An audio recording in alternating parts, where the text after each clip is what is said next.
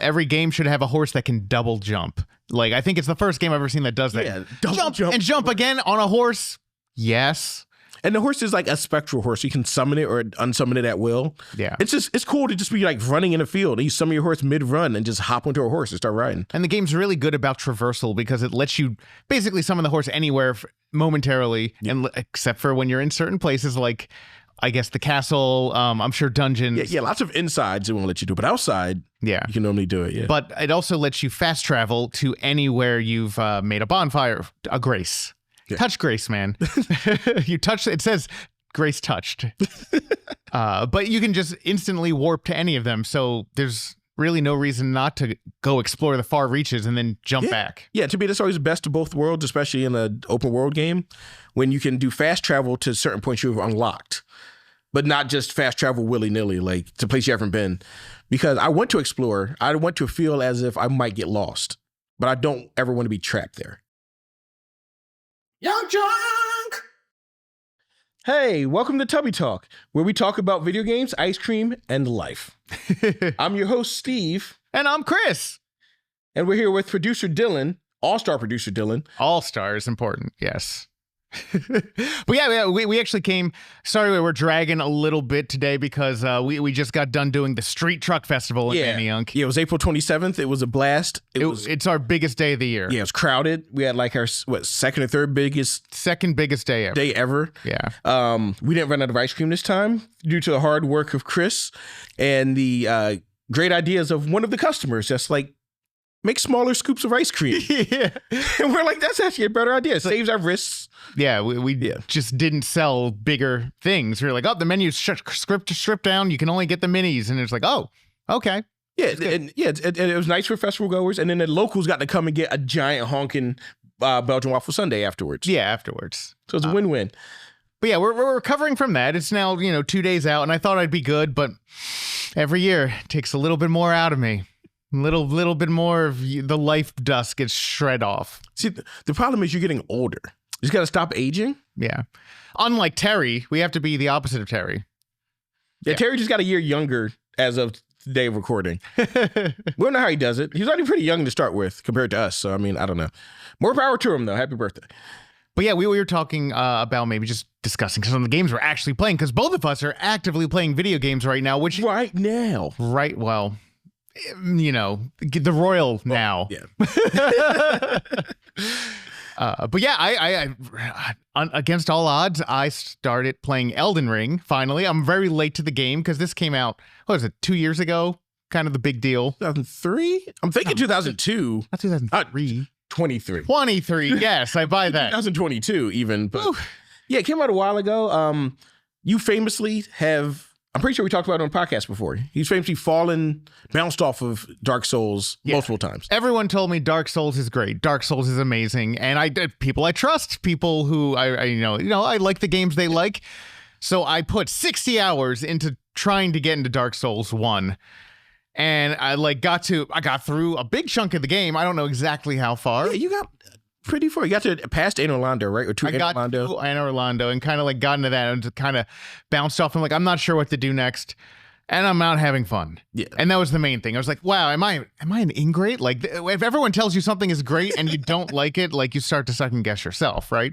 People are like, Citizen Kane is the greatest movie ever. And if you fall asleep during it, you are a moron. So I felt uncultured swine. Uncultured swine. It's a technical term. Yes. So I was a bit of an old but I gave it a shot, right? Yeah. Like, I was like, plenty of shots. Yeah. But I didn't like it. And I realized, like, there's other games I like. Why am I going to bash my head against this over and over again? So Elden Ring came out, it's like 5 games later. Yeah. Right? Because there's Dark Souls 2, Dark Souls 3, Bloodborne, Sekiro. Yes. Demon Souls remake. Yeah. And then I think the Elden Rings before, but yeah. It was a lot of stuff. 5 games later. So yeah, the From Software stuff, and they're all similar style games, right? They're all about, they're being really hard combat and like clawing and scratching your way through the game. Yeah, but eventually you instead of crawling and scratching, you're able to stand up on your 2 feet, and you're able to out dodge and out block and out parry these beasties. Yes. So and your entire your immortal soul. Yeah. So I bounced off Dark Souls 1 and I was like, I don't really want to play a game like it. So, and everyone, when Elden Ring comes out, which is kind of like, this is the open world style Dark Souls. And people are comparing it kind of to Breath of the Wild, the Zelda game. But I'm like, I know it doesn't play like Zelda. Well, it's ironic, though, because Dark Souls and the Demon Souls predecessor were inspired directly by Zelda games. Like the producers, like, I love Zelda games. They want to do like a dark fantasy Zelda. Yeah. And that's kind of, but Elden Ring, it came back full circle because Zelda came back with the open world game, another open world game. In this case, that was very, very good, very well polished with a lot to do. And a lot of different paths to take if you got stuck in any one direction. And Elden Ring was kind of the dark fantasy version of that. Yeah. So I skipped it the first couple years, and then I don't know why. I was looking for something new to play, and I was like, well, give it a shot and see what happens. But it got its hooks into me. And I didn't see it coming because it's not radically different gameplay wise than Dark Souls, but there's just enough tweaks that make me like it more. Yeah, there's a lot of quality of life things that are just like, even slight things. Like, oh, there's a dodge roll. Your iframes are slightly longer, and I think they start earlier in Elden Ring than they do Dark Souls. Iframes, for anyone who doesn't know, means invincibility frames. Basically, a short window of time when you cannot be hurt. Yeah, and we can't hurt you with certain attacks on certain planes. And in Dark Souls and this game, it's when you're doing a roll. Yeah. Just like in real life, if someone comes at you with a sword, you roll. Dodge roll. Not just a dodge, you have to dodge roll. And even if the sword hits you, you have iframes. So it doesn't hurt. It goes right through you. Yeah. But in the non-painful way. Yes. No blood comes out. This is sword. You're a ghost. You phase. 0.25 seconds, yeah. Yeah. But yeah, so the dodge roll is good. But yeah, a lot of those... I think what's the difference is, though, is the second you get the horse, stuff changes. And the fact... So you get this horse, not radically different from the Zelda horses in that, like, oh, it's a mount and you go around, you can jump off, you can attack from it. But, like, fighting from horseback is... There's, of course, enemies in this game. It's a beautiful game. All of them have been really nice looking. The design is great. It's very gothic, very... I don't know, gothic, but also medievally at the same time. It looks like you're actually in a castle in Dusseldorf in 14 something.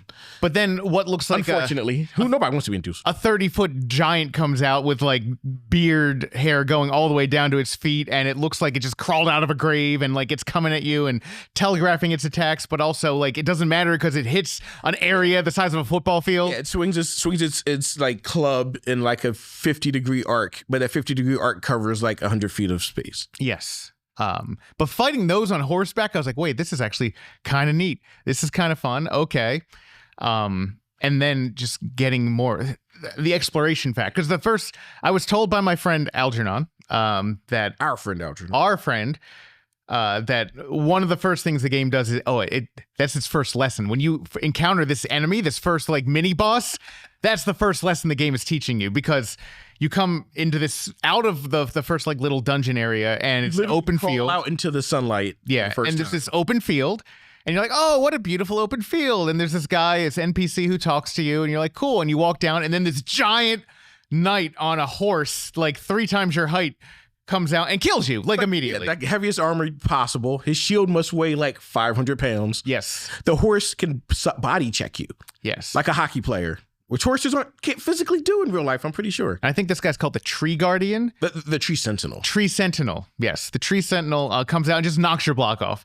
And so I bashed my head against that for a while. I died maybe 30 times trying to take this guy out. Mind you, this is in the middle of an open field. Yeah. This is an open field. This is like 5 minutes into the game, maybe 10. But then what you're supposed to do, what the game is trying to tell you, is go around him. Go around him and just keep going. Yeah, and once you do that, you're like, oh, wait, every time I hit something hard, I don't have to kill it. Yeah. I'll come back later. Yeah, when you learn the strategies on how to dodge or avoid it or counterattack it, or when you get strong enough through spending runes, which is this game's version of Souls. Yeah. To just overpower it. Yep. Which is the Souls way as well. And that was very satisfying, because I did go play a bunch of the game and then come back like, wait, I can go to the Tree Sentinel. Let's see what's up now.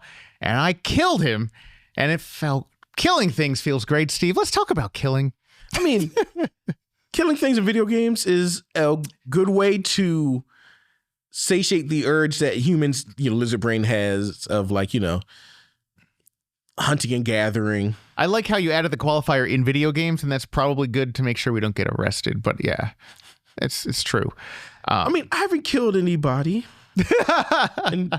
outside of video games. Yeah, I haven't killed any human beings, but bugs, man. Killed a couple of those. And speaking of bugs, a game we should be playing more of on this quick tangent is Helldivers 2. Yeah. It's a pretty fun co-op game. We just don't get that much time to co-op game together. But you kill a bunch of bugs in that game. You can kill each other by holding a grenade too long, like I did twice. Oops, sorry. Yeah. It's lots of fun. The tone in that game is great because it's it just Starship Troopers, the movie. It just feels like you're playing a version of that. What is an Elden Ring made by From Software, but with futuristic setting and weapons? I would love a Dark Souls with like laser guns or laser swords or something. It's got to be one of the things on their agenda, right? Because they've done medieval times a bunch, and they did like feudal Japan, right? Yeah. And Bloodborne's kind of like Victorian England. Yes, Victorian England. And then you had the Armored Core series, which is mechs in the future, but it's not the same. Mm-hmm. I want like a Tree Sentinel version of a mech. Yeah.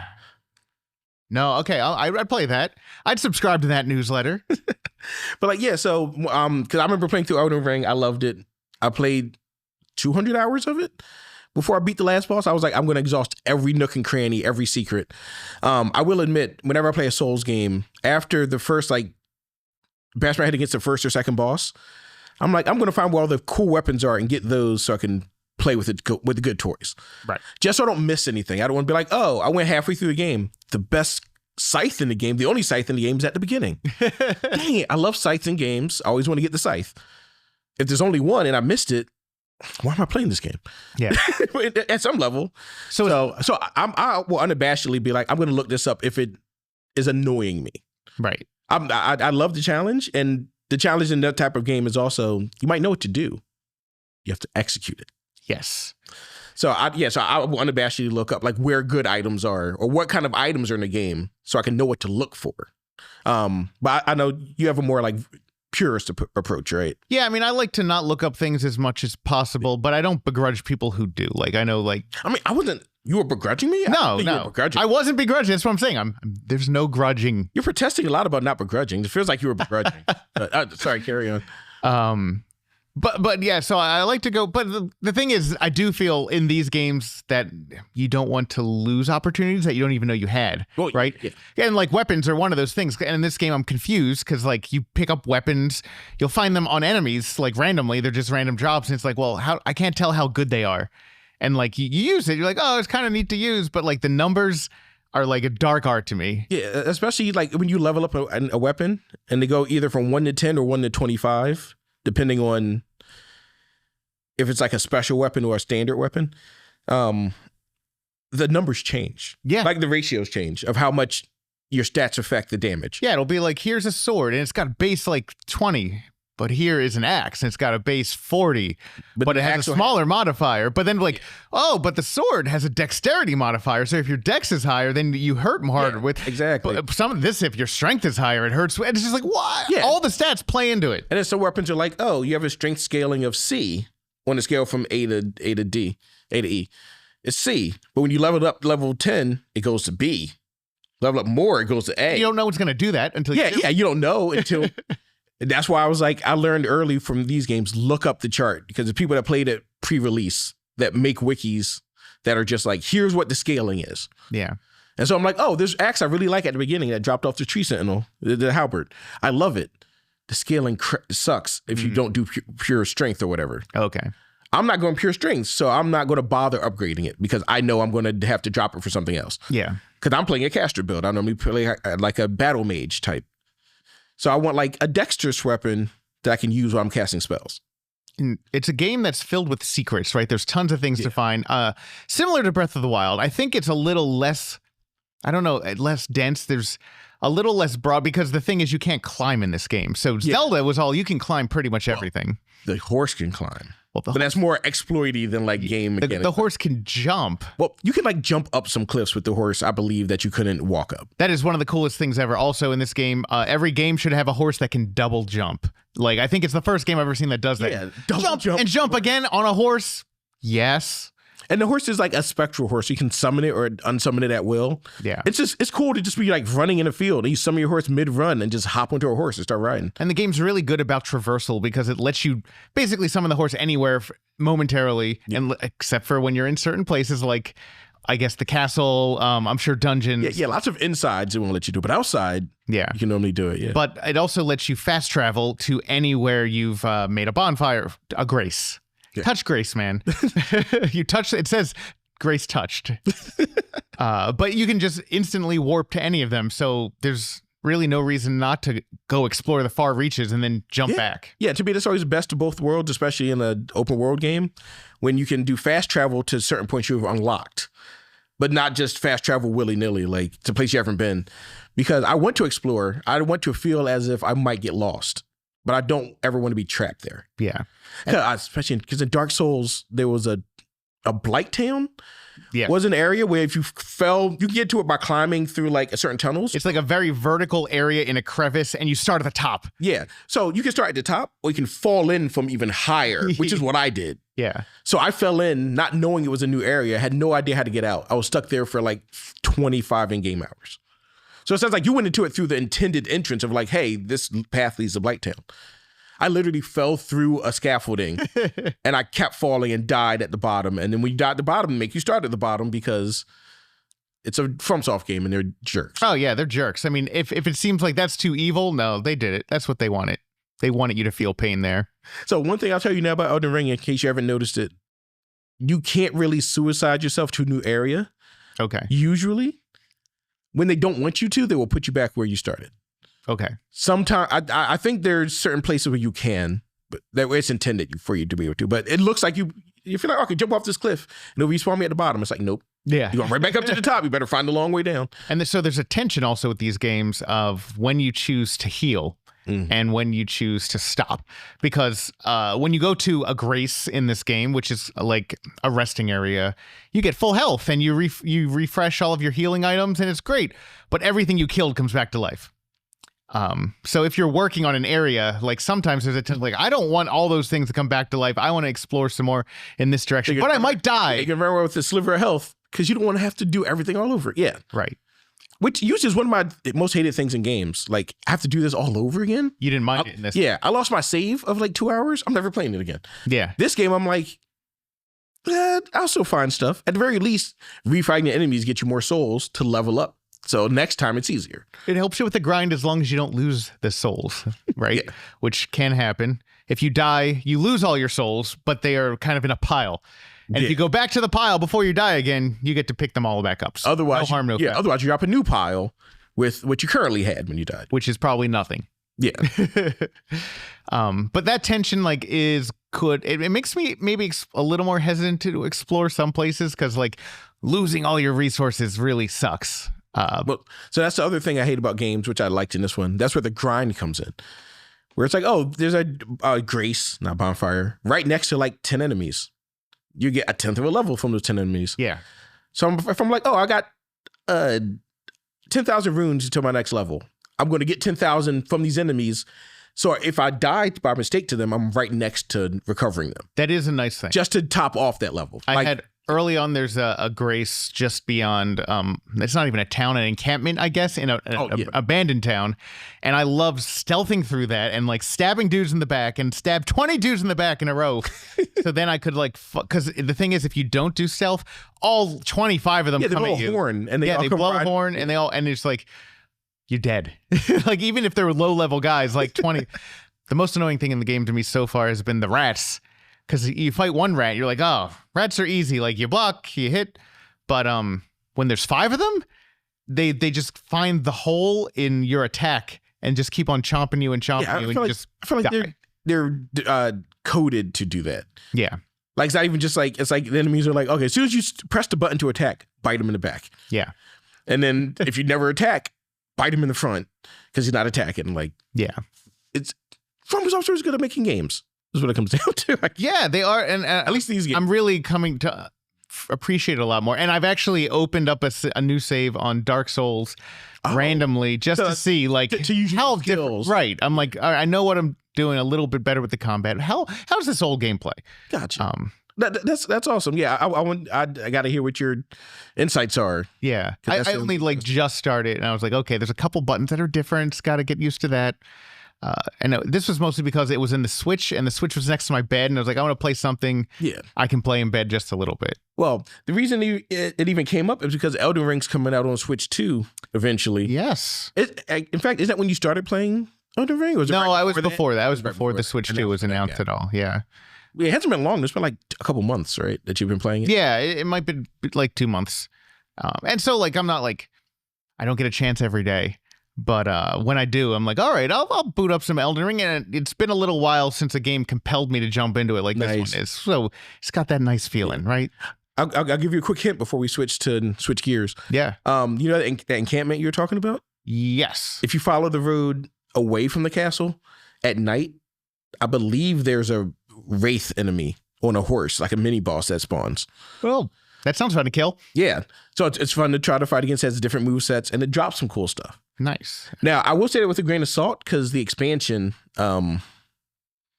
came out last spring. Which the game tells me about every time I boot it up. It's like, hey, Elden Ring, you might want to play more Elden Ring. The first time I opened the game, it was like, if you love Elden Ring, there's more to buy. I mean, it's like, I didn't play it yet. Thank you. So like the expansion is actually, it's called The Lands Between, I think it's called. It's actually a subsection, like a sub-realm in the game. Like you get to a certain point, you go through a portal, and then there's a whole different open world. Yeah. That has its own different rules, own different leveling system and everything. Okay.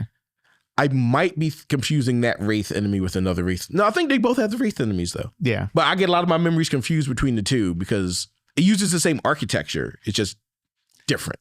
It's an interesting way to do an expansion, especially because they first said there was no DLC being made for this game. Yeah. And then people are like, come on, you got to do more Elden Ring. And they're like, fine, here's some more Elden Ring. It's completely different. You can play it at any time during your playthrough. Have fun. Yeah. Which I feel like is the best way to do it. You don't have to do a New Game Plus. You get stuff in there that you can't really use outside without leveling up anyway. That's smart. So yeah, so if you get like, oh, it had a really cool sword. It does 8 million damage. It only does 8 million inside. You bring it outside, it does normal giant sword damage. Yeah. And stuff like that. So it's pretty cool. One of the coolest things that keeps me going is just seeing the new enemies. Like all the enemies in this game are designed great. Yeah. And one of the first big bosses that I've recently fought was Godric the Grafted, who's just like an old guy who has been attaching limbs to his body over years and years. So he's just like a pile of arms, a pile of legs, and he comes at you. He's really strong, really fast, really hard. Dylan, I don't know if you want to bring up a clip of him, because it's very impressively designed boss. Like all their bosses always look really cool, have good cool movesets. They're very atmospheric. Godric the Grafted. Yeah. And he's there you go. Like the second boss. It's not a huge spoiler for a 3-year-old game. Yeah. But yeah, so like you can summon for help for these fights. I forget was it Rogier, the same guy for the first fight for this one? No, it was a different one. I think it was a woman. Oh yeah, there's like that character, the quest are weird in this game. I didn't run into the character Chris used for help until the end of the game. Oh yeah. So I didn't know she could help in this fight because I hadn't met her until the very end. Well, yeah, and at this phase right now, like without the help, I would not be winning. Like it's really useful. Well, and that's the thing. Like this game, you can summon help. You can summon spirits to fight with you, and you can summon players. He has one too many fingers, which of course he does. Because he crafted an extra finger on there because he's a jerk. And they show him this like, oh, okay, why? He has 2 hands. I didn't really pay attention to all this. This is awesome. He lifts up, all the arms. How many arms does he have? Never enough. He's Godric the Grafted. He's still pretty strong. I mean, I would hope so. If your arms have arms on them, yeah, you should be pretty good at fighting, I would think. At least holding things. He's the lord of all that is golden. Yeah, I didn't notice the arms are on his arms. Yeah. So yeah, you fight this guy. It's pretty great. Yeah, he's kind of hobbling like he's a monstrosity because he is. He's got extra legs on his legs. His legs are like composite legs. Yeah, and his motion almost like does these breakdancing moves as he's coming at you with an axe. He's Eddie Gordo after one too many Human Centipede viewings. Yes. Yeah, he does that. Oh, that one, and you do the dodge, and then you hit him. And then Yeah, this guy's pretty good, or the person playing this game is pretty good. But yeah, so you can summon NPC allies to help. You can summon PC allies that are online to help you. I'm also not such a purist. Like, I think it's fine that the summons are made to help you. Yeah. The purist will be like, oh no, you never use a summons. You never use a person to help you. It's cheating. Right. Yeah, it's only cheating if you think you're good enough to do it without the help anyway.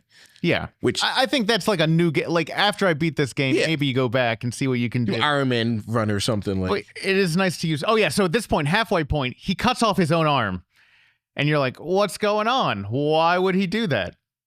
And it's this, he makes all these hideous sounds. I forgot about. He's got a stump. You're like, oh, what is Elden Ring gonna do next?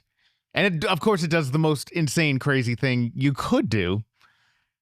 I forgot about this. He gets so mad that you're beating him that he cuts his hand off. Yes. Oh, well, what's he gonna do with the dragon? I guess there's a dead dragon there. You know, as you do. Just got a dead dragon in the middle of your courtyard. Lend my strength. What on earth is... What is that? He's grafting a dragon head to his arm. And now he's got a giant head. And the head kind of comes to life. Like, whatever kind of medical health insurance he has, it's great. Yeah. And it shoots fire. Yeah. So now he's got dragon hand. And then he's just like, okay, yeah, finish fighting this guy. He just cut his own hand off and got a dragon hand. Which, spoiler alert, you can get that dragon hand after you beat him. It's not anywhere near as cool or as effective, but it's a dragon hand. If somebody asks you if you want to have a dragon hand, you say yes. Oh yeah, the dragon hand will bite you and set you on fire. That's not great. But yeah, so this is just like one of the bosses. All the bosses have similar awesomeness, I would say. And the lore makes no sense. Like, I know you probably weren't really following it. The little they tried to give you, it makes even less sense.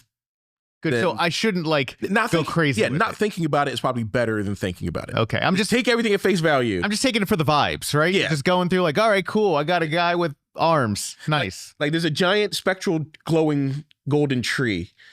Yeah. And you're supposed to be like, oh, you have to restore the tree is the plot. And you restore the tree by doing stuff and killing things. Yes. And then at some point, you become the tree or something, I think. And there's like... I didn't understand the ending. There's like a goddess who is kind of... There's multiple goddesses. Yeah. There's one that gives you the horse. Yeah. There's her sister that like is an ice witch. There's a finger god, which is just two fingers. Just fingers. Like giant fingers. This game's all about fingers. There's fingers everywhere. Like 8 of your items are called finger of something. It's ridiculous. And the finger things are enemies of Godric the Grafted and the Grafters. They're like mortal enemies. The Grafters. Yeah. It's a DLC, but yeah, that's the boss. It's just a bunch of fingers. Oh, mother of fingers. The mother of... Those are just fingers in the ground. And the sky. Wow. And she's just basically a giant finger that has a bunch of stuff on it. Like her head is a finger. It's a thumb, it looks like. She's toe-headed. Oh, and fingers come out. This is Elden Ring. And then when you beat her, the weapon you get from her is a giant club that is basically her head. Okay. On a stick. And it's the slowest weapon in the game.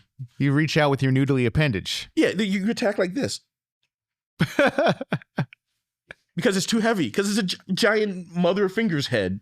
Is he using a finger? Oh, yeah. It looks like he's using a finger sword. That's another finger weapon, which expands. I can't imagine that would be effective on her.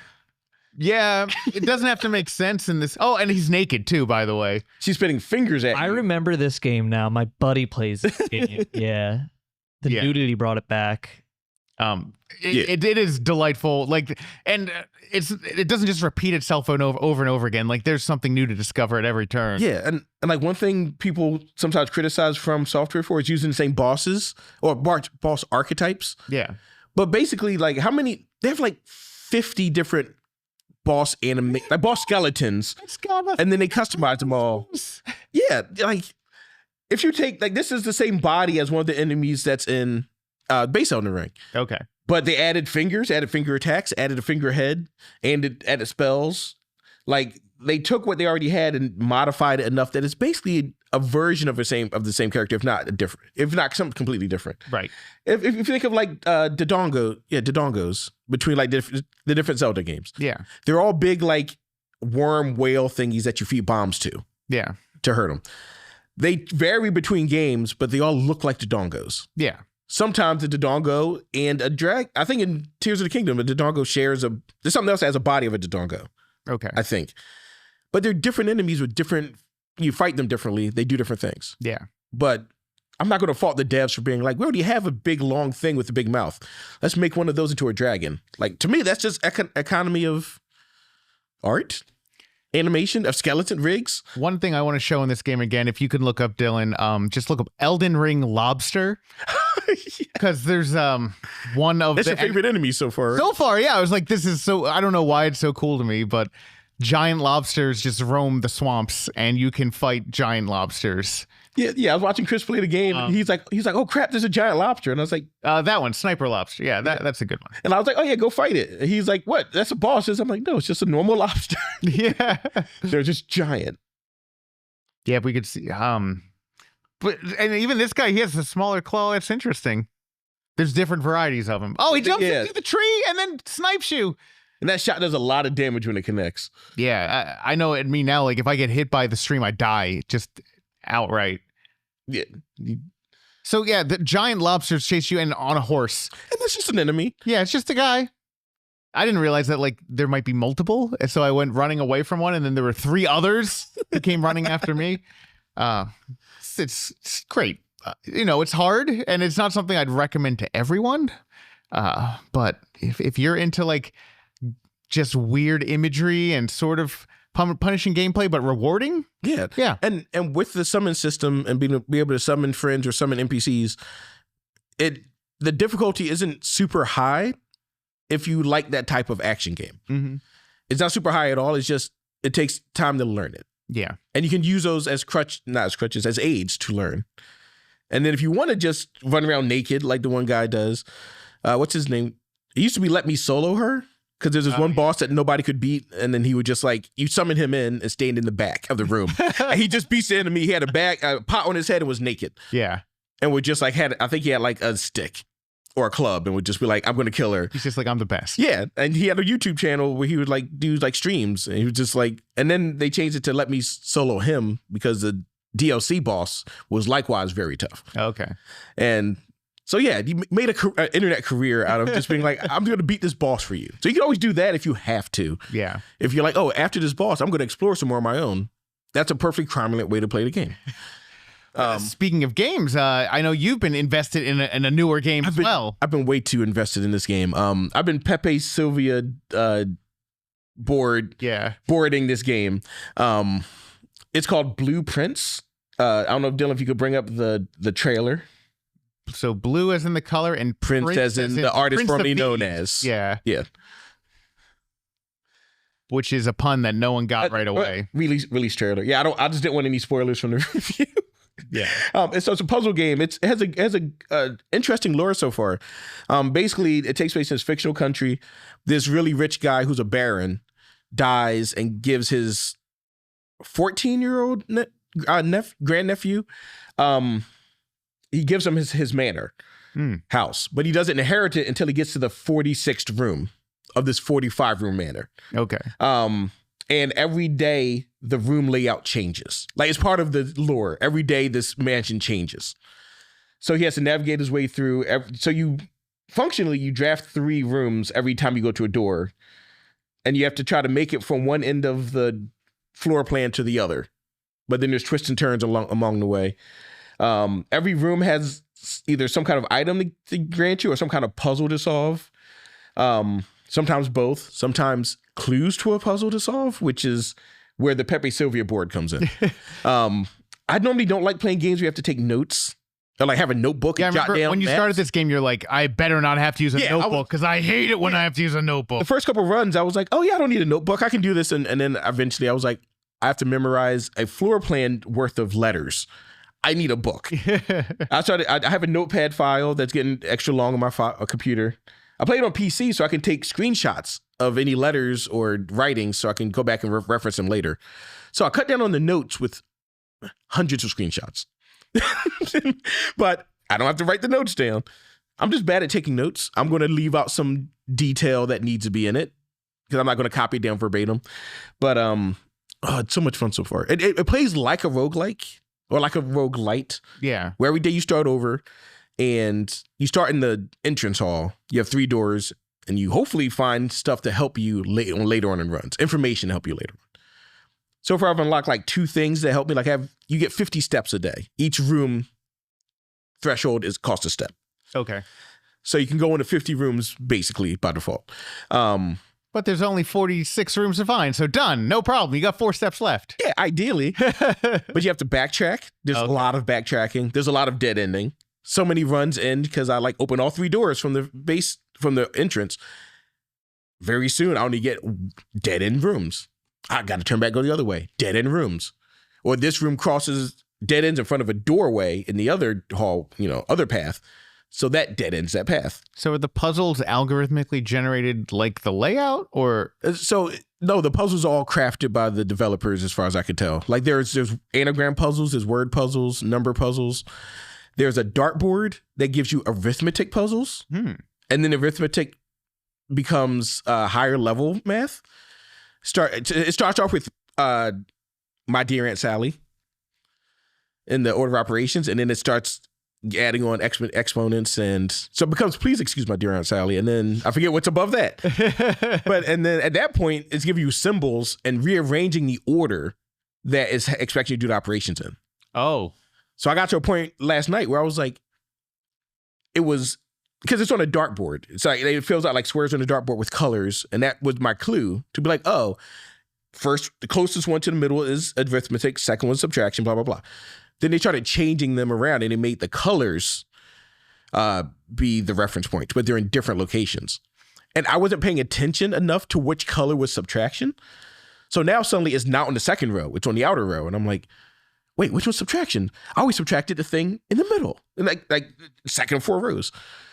And I was not thinking of the color of it. So now I have to go back and learn what color the second row is supposed to be when it's arithmetic. That sounds very cerebral. Yeah, which is where the notes come in handy. And there's also, there's a lot of notes from NPCs talking to each other. There's a huge family, 2 different noble families interbred, basically. And there's a lot of talk about the different branches of the family, which give you clues.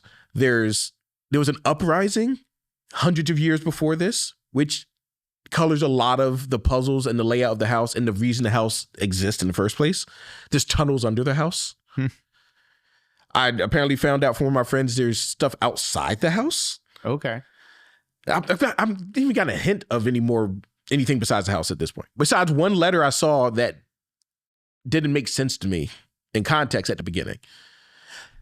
Dozens of hours later, it makes perfect sense. I'm like, oh, that's what this. So it's the type of game where you want to pay attention and you want to take notes and you want to deep dive into the lore it gives you in order to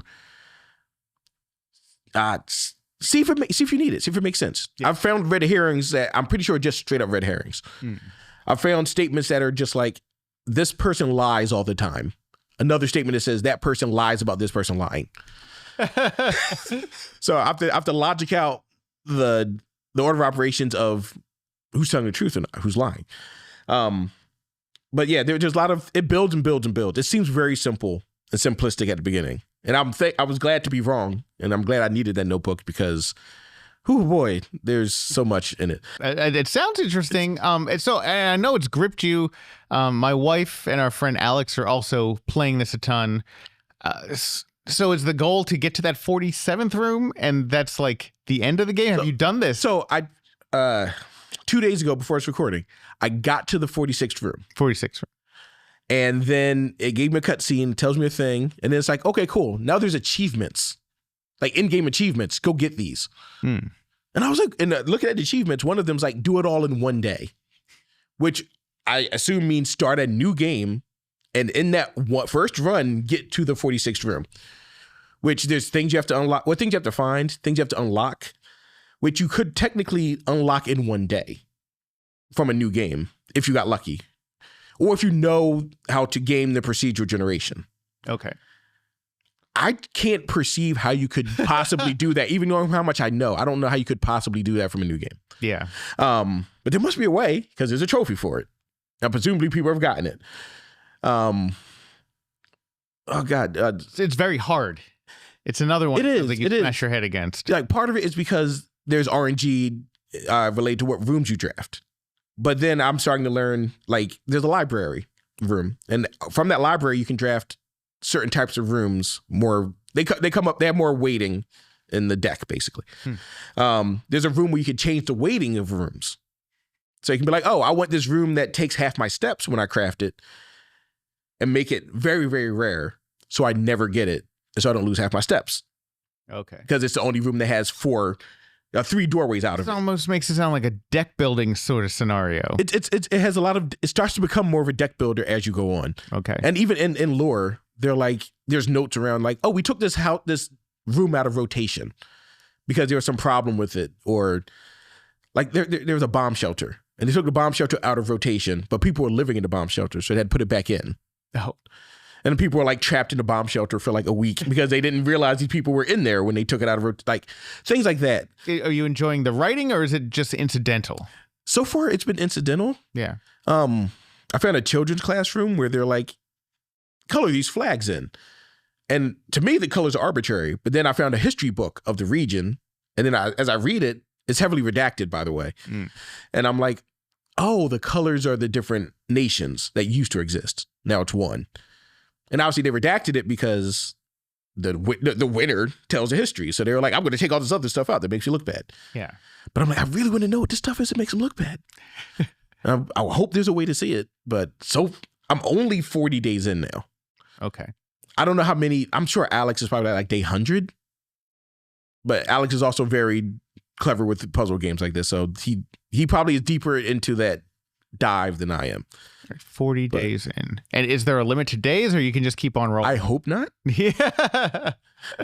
So I have the spoilers, slight spoilers. What happens when you find a 46 room? You find a note that says, cool, you've inherited the house now successfully. Keep exploring. There's more stuff to find. Okay. So it's definitely not the end. Yeah. But there's so many pitfalls. There's so many logic puzzles that it's like some I intuited like immediately, like the Dartbird puzzle, math puzzle, and then some of them are still obtuse to me to this day. Like there's one that's 3 boxes and there's 2 truths and a lie, or 2 lies and a truth. And you have to open one box that has items inside using the 3 clues. Yeah.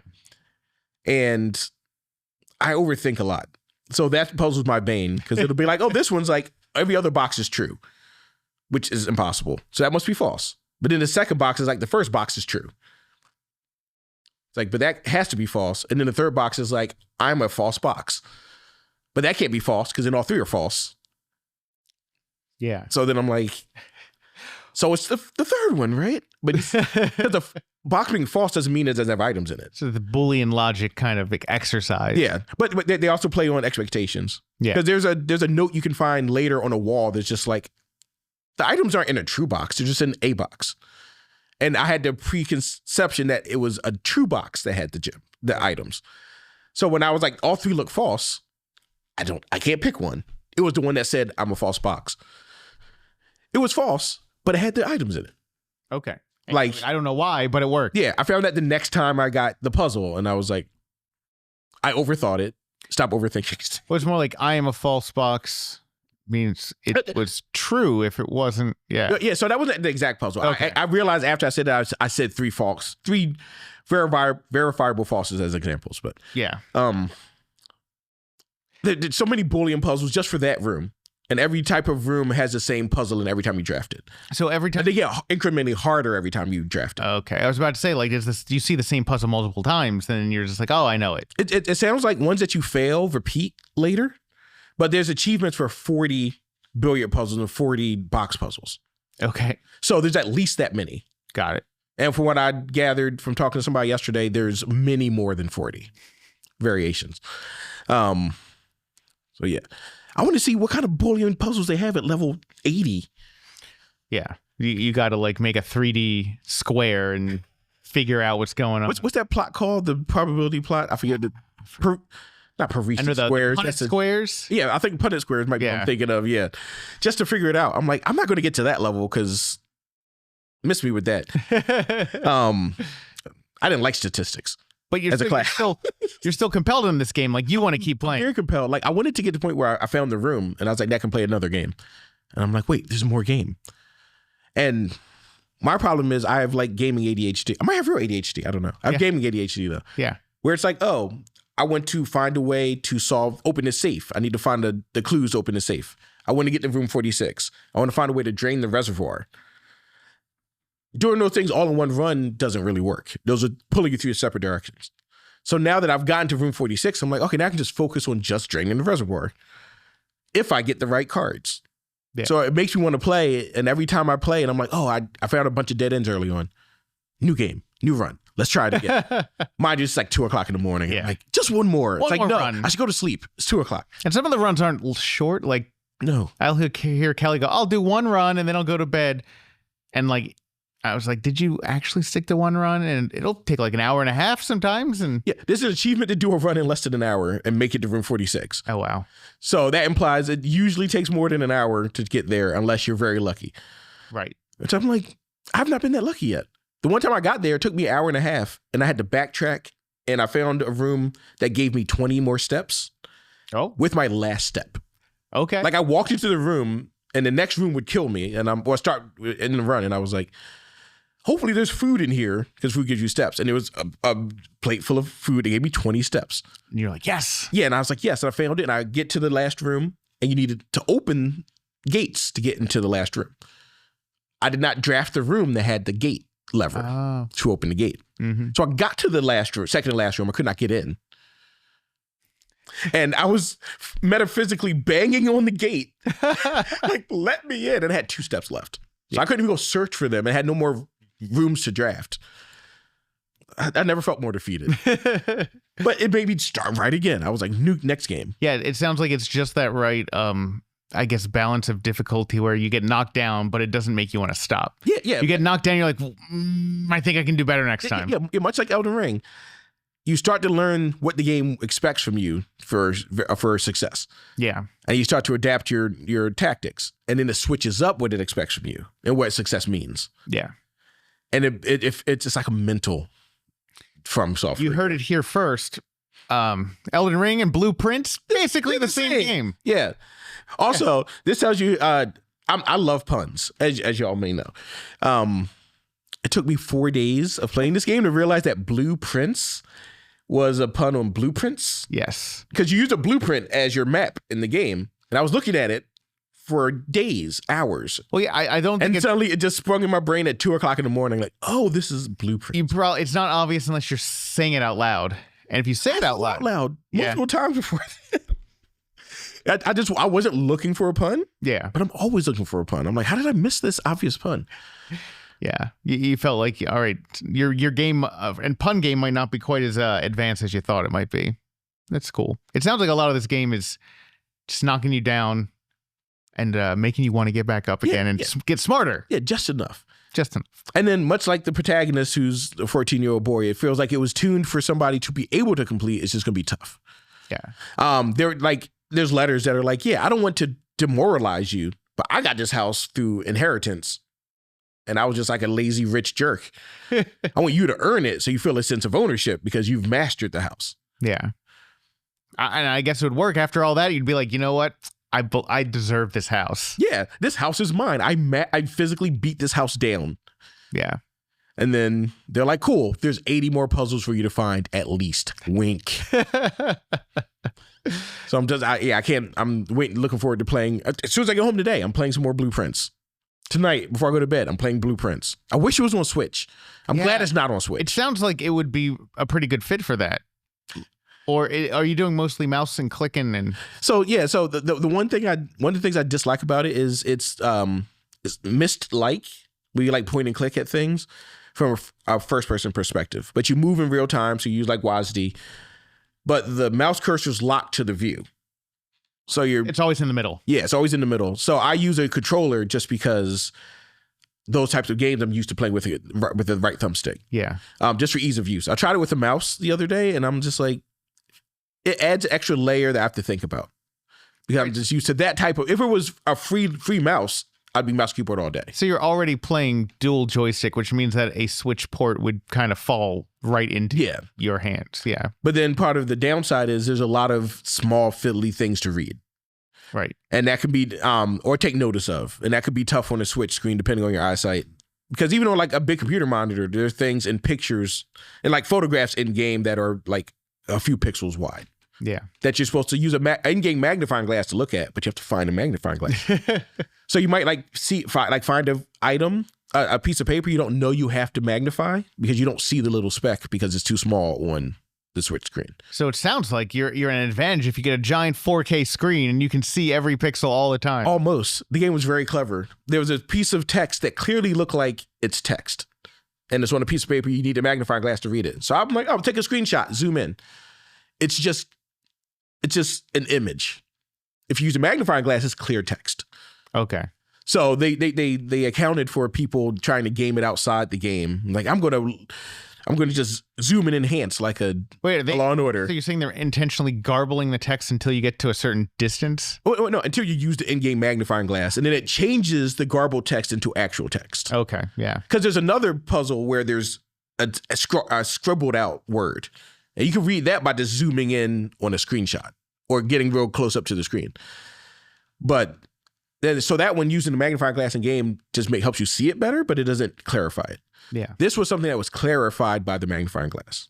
Okay. And then I found out there's actually something that you can't see at all unless you use the magnifying glass to look at it, like invisible ink style. That's cool. But thankfully, I was already going through every piece of paper, like inch for inch, trying to see invisible stuff. So now I know I'm not crazy. Is this only on Steam now? Like it's not on? It's on PlayStation or Xbox. I think it's on PlayStation and Xbox, but it's not on Switch. Maybe Switch 2. Maybe that'll be one of the first big. Isn't it an indie game technically? Yeah, it's an indie game. From the credits, I think it's like Norwegian. Okay. It's definitely European. It has a very European bent, and the world feels like a bunch of fiefdoms in like the Netherlands or something. Not Denmark. Okay. Like a bunch of little kingdoms. They all got subsumed. But yeah, it's very interesting world building. The gameplay is really fun. I got suckered into it because somebody told me it was like a roguelike. It's like, I like a roguelike. I like a puzzle game. It was a lie. It's neither of those things. Well, it is a puzzle game. It's like a deck building Myst. Okay, yeah.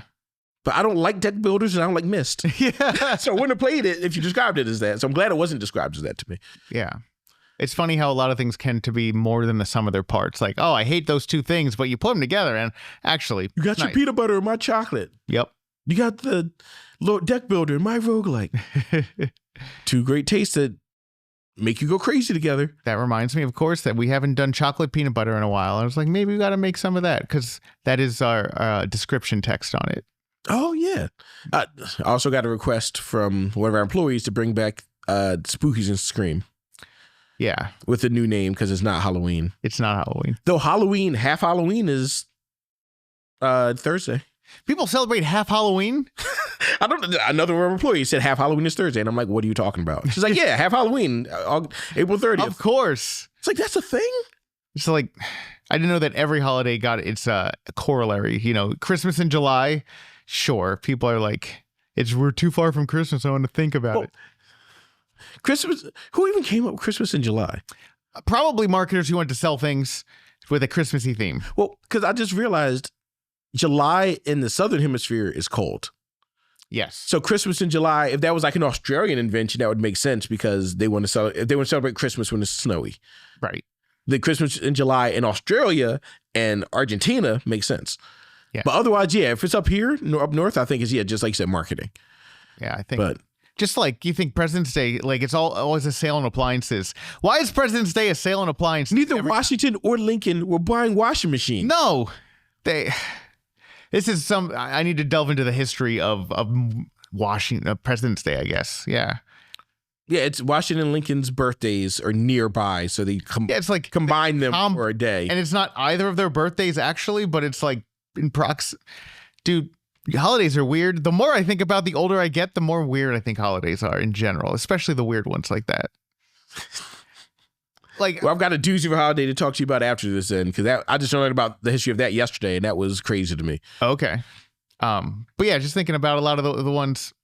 Arbor Day, gonna go celebrate I mean, trees are great. Don't get me wrong, but like, Well, that was like a conservationist. yeah, we have Earth thing, Day. I think. We just did Earth Day. Well, Earth Day is not a federal holiday. Well, I guess Arbor Day is not either. Flag Day. Yeah. What is Flag Day, guys? Flag Day is like, oh, today's the day. Like, you look at a flag and say, "Hey, flag." But don't people do that all the times? You're supposed to, yeah, as I understand it, respect the flag at all times. But you got a date. What Do an extra on Flag Day. What do you do on Flag Day? You look at flags. You look at- What do you mean? You just look through a magazine like, oh yeah, look. Don't they at put that. flags on like all the graves and like military cemeteries or something on Flag Day? Possibly, but you could have made that up, and I'd agree with it. My grandfather's birthday was like, I forget if Flag Day is a set day or not, but it was on or near Flag Day a lot. Yeah. I remember that. We celebrated 4th of July because we did all of our family's holidays, our birthdays in the summer on 4th of July. Nice. So it's a super celebration. Yeah. Picnicking, I'm hoping. No, it was in the block party. Oh, even better, even better. Yeah, my grandmom's block, we always closed down the whole block. Everybody got outside and cleaned it in the morning. And then by the afternoon, they would do cake. And then at night, my family would play Risk. See, I haven't been to one of those. Do they still do like old style Philly block parties? Yeah, there was one on my block last year. Yeah. Oh, nice. It was when we were in Disney. Okay. But yeah, they did a petition. They're like, do you mind if you do a block party and shut off the street? And I was like, no, I don't mind. I'd love those things. And then it's like, oh, I'm not going to be here anyway. But if I was home, I would have been outside at least because I love those types of block parties. Yeah, that's fine. I remember going to a couple of those as a kid, and it's just like something about the street being closed just felt like You get to run in the street sometimes with your bare feet. yes. Like Down to the street, someone brings out like a plastic pool, and like you're doing that. There's hot dogs. There's Yeah, all kinds. my old block I grew up on, they would open the fire hydrant on those days. I seem to remember Illegally, but people would bring out like music, and I remember a whole block in. I don't know where it was. Everyone's doing the electric slide like together. Everybody in like the late 80s. Oh, and that's it was awesome. like pretty much a distillation of that time. It'd be even better now with the drones. You can take a drone shot of everybody dancing in the street. Yes. Was to the song "Dancing in the Street." Not the electric slide. Not the electric slide. Dancing Well, in the streets. I guess before we super tangent, we should probably wrap it up, right? I mean, possibly. Dylan, what do you think? Wrap it up or? Well, are those all the games you've been playing, or?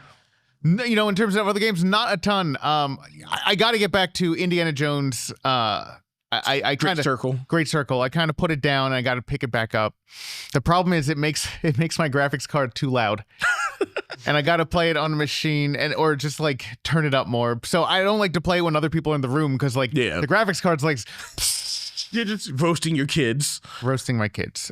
But I'll get to it because I really enjoyed it. And it is totally my speed. It's all about like, exploring things and like looking at little details. And that's my favorite thing in like first person shooters is to look at things that you don't necessarily, they don't want you to be delving into. But this game really invites you to. Like, that was my next game to play after I finished Blueprints. Yeah.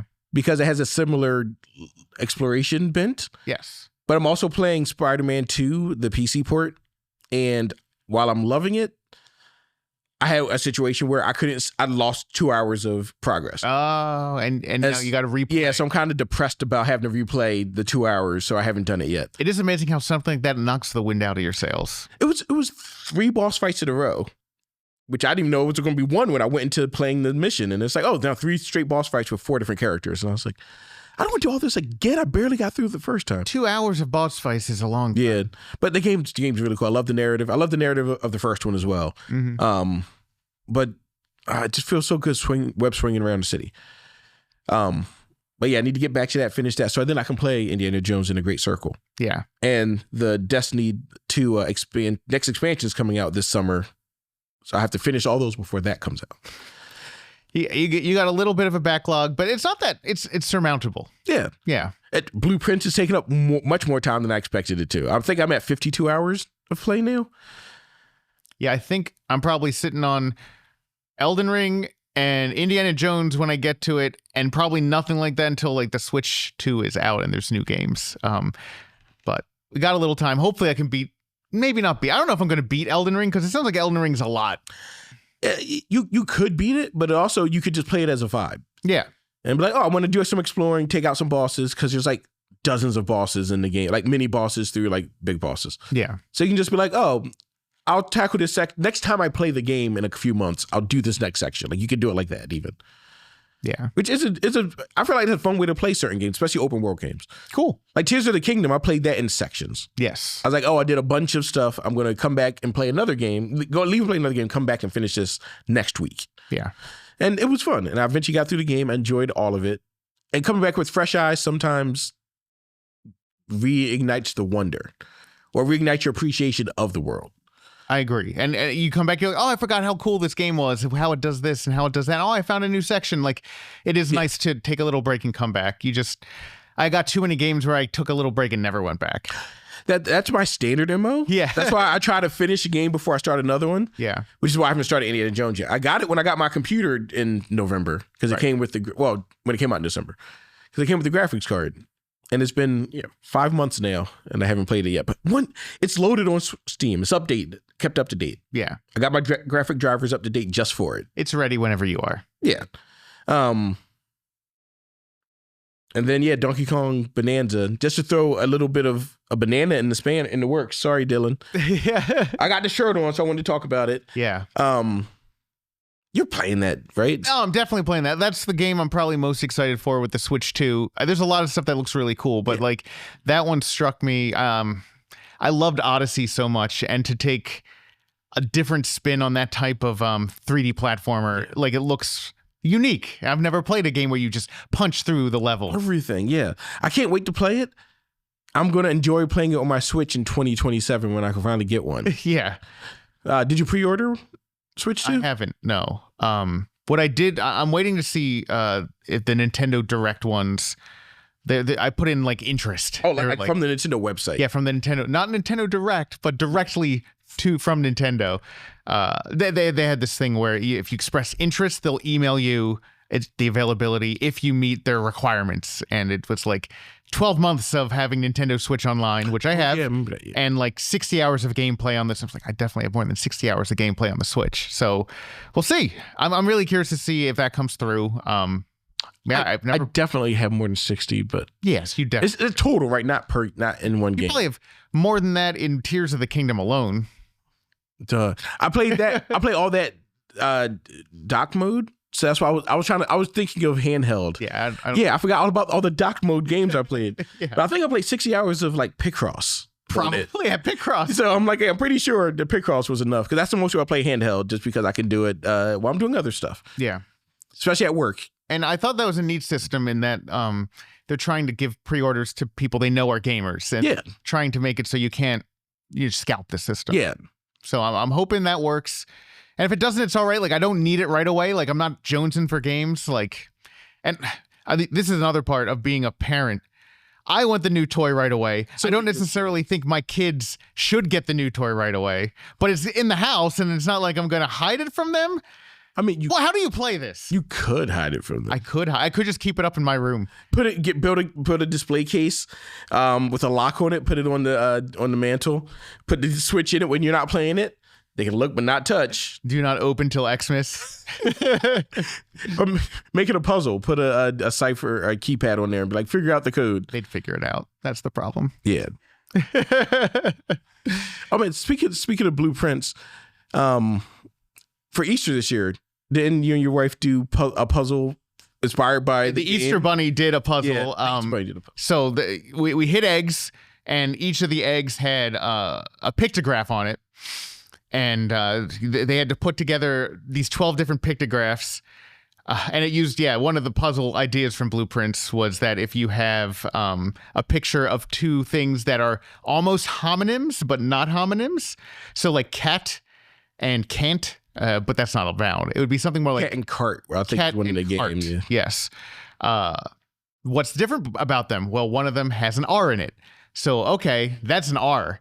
So you make an anagram with the letters from those things. So we had a 6-letter thing with 12 eggs that they had to figure out what it was. And they did figure it out eventually, but it took some time. So, when I saw that and I was like, oh, the Easter Bunny's been playing Blueprints. Like, I recognize this puzzle.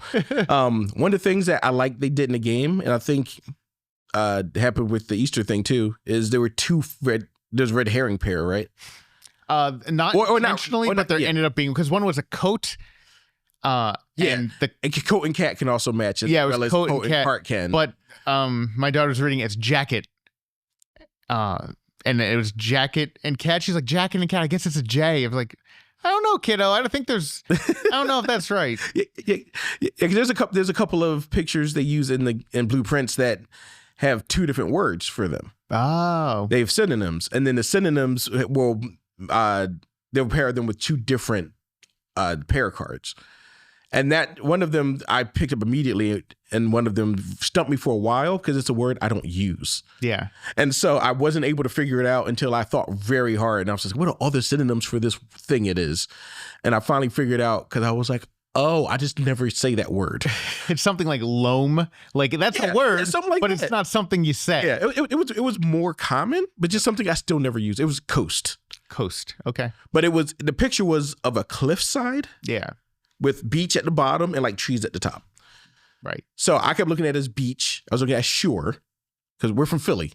Yeah. It's called the shore. Yeah. Or the beach. It's not the coast. Nah, you don't say the coast. But then maybe Californians would be like, that's the coast. Yeah, they would say it's the coast. And so it was that and a coat. Yeah. And I'm like, coat, clearly a coat. Shore doesn't work. Beach doesn't work. And I'm just like, I didn't need it. Because there was like multiple ways to get the same clue for that, what I needed. Yeah. So I was like, I didn't need it, but I took a screenshot and I looked at it every couple of days and I was like, what word for this can go with coat? And then eventually I'm like, I started working backwards from coat. Yeah. I started adding letter to coat. And I was like, scope? That's scotes? Scote's not a thing. And I'm just like, coast. Yeah. And I was like, that shouldn't have been so hard. But yeah, I never think of the edge of the land and water as a coast. Yeah. Because I'm from Philly. Why would I ever do? It's good. No, and it's great to have these games that kind of make you, they come into the rest of your life like that. Yeah. Right. And you know a game's affected you when you're kind of like looking at everything else in a different perspective. Yeah. Because of that game. Yeah. So I really like that game. I recommend it to anybody that loves puzzle games and loves puzzles. I don't recommend it to anybody who wants to be able to solve a game in 30 hours. Yeah. Just like I'm playing Elden Ring and now I'm just thinking fingers are weird. Look at those. What if they were everywhere? Imagine you had put one more in each hand. Yeah. And then put one more hand on each arm. And then each of those arms needs another finger. These fractal arms. Fractal fingers. Fractal fingers. Yeah. That's nightmare fuel. So thank you for joining us for Tubby Talk this week. We'll see you next time. Yeah, don't think about fractal fingers too much. No, don't. Just think about it a little bit, not too much. Pleasant dreams. Like, comment, subscribe. Yo, John!